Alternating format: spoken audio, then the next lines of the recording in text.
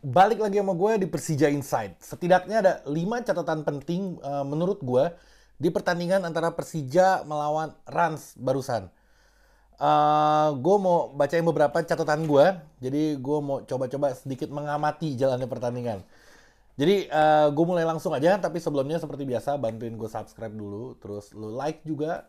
Sama yang punya Instagram, lo follow Instagram gue. Oke? Ini video gue nggak akan lama karena gue bikin langsung dadakan setelah nonton pertandingan, langsung gue bikin video ini.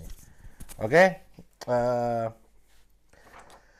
catatan dari gue ini adalah pramusim yang memang bukan targetnya Thomas Doll. Jadi Thomas Doll pernah bilang kalau pramusim ini bukan menjadi target utamanya Persija Jakarta karena dia lebih fokus untuk melatih tim seniornya supaya lebih matang menghadapi Liga 1 nanti.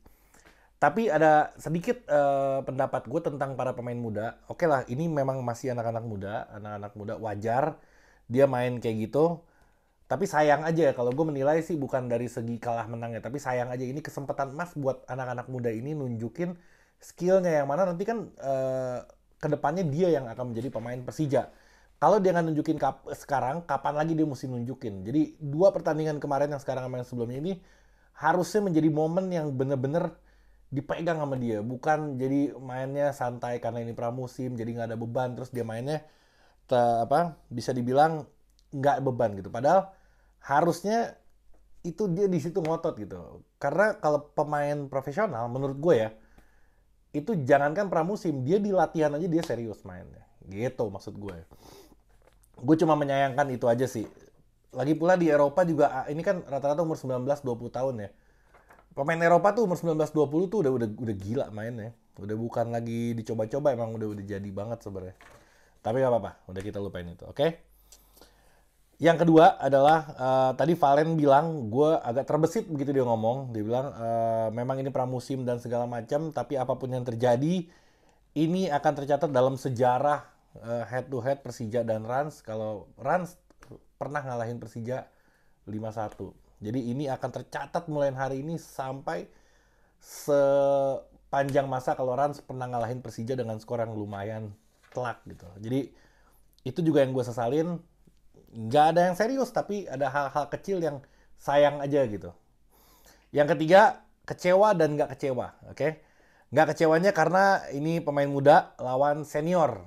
Oke, Ransnya menurunkan full pemain seniornya, bahkan Konate, Sandi Sute, Christian Eloko yang udah senior banget dimainin semuanya, serius banget dia. Nggak kecewa gue karena ya anak muda lawan tim senior jelas akan susah gitu. Tapi bentar, gue pemain muda lawan senior. Dan ini juga strategi Thomas Doll juga baru dicoba beberapa kali pertemuan aja. Jadi dia hanya baru 2 minggu atau 3 minggu latihan terus ada pramusim ini. Jadi memang belum ngeblend banget apa yang dimau sama Thomas Doll dan apa yang diterapin sama anak-anak Persija junior di lapangan. Kayak itu yang ketiga. Oh sorry, yang tadi nggak kecewanya. Yang kecewanya adalah ya karena kalah. Ya karena kalah, simple aja. Namanya fans, itu nonton bola, lu jujur aja sama diri lu sendiri. Namanya kita nonton bola, pasti pengen menang. Pasti udah. Jadi bukan kayak anak kecil atau karbitan. Memang semua tim pengen menang. Mau ngapain main bola kalau nggak menang kan gitu tujuannya. Nah itu gue kecewanya karena itu aja, karena kalah aja. Tadi kan kemenangan tapi harus ya dimaklum, ini gue tulis juga karena harus dimaklum ini bukan Persija yang sesungguhnya. Jadi kecewa tapi ya udahlah, ini anak-anak muda kok, kecuali pemain senior yang mainnya kayak gini. Nah itu baru tuh kita ngamuk tuh. Karena anak muda jadi ya kita maklum. Yang harusnya nggak dimaklum juga. Gini gue kasih tau ya, Mbappe itu umur 19 tahun itu nggak disandingin sama Ronaldo yang udah umur 30-an. Orang nilainya sama, Mbappe sama Ronaldo, sama aja. Dia pemain bola, mau umur 19, mau umur 20 sama aja. Jadi, kalaupun usianya 17 tahun, tapi kalau skillnya kayak Ronaldo pas di MU, ini nggak ngaruh, bukan dibilang anak kecil. Standar sama aja. Ngerti nggak poin gue? Jadi mau umurnya 17, mau umurnya 30, lu udah main bola di lapangan yang sama, ya lu sama aja gitu. Nggak ada perbedaan usia, yang membedakan adalah skill. Mau muda, mau tua, kalau skillnya bagus ya bagus aja. Yang keempat, pemain trial. Ini bagi gue nih gagal semua. Anak-anak Jepang ini nih. Gagalnya kenapa ya karena kurang bagus, kecuali satu orang yang apa nih yang rambutnya pirang kalau lu nggak tadi yang dia penalti, nendang penalti. Rio Hei atau siapa gitu namanya. Terus sama dia ada peluang juga dari kiri yang di shooting langsung, akurat banget. Penaltinya walaupun kebaca tapi di rebound dengan baik, oke. Okay? Gue penasaran sama orang ini, satu pemain Jepang ini gue penasaran kalau dia main bareng sama tim senior. Karena kalau dia main sama tim muda, tektokannya pasti nggak akan nyambung karena anak muda biasanya salah ngoper aja. Karena kita lihat di pertandingan tadi juga salah ngoper semua.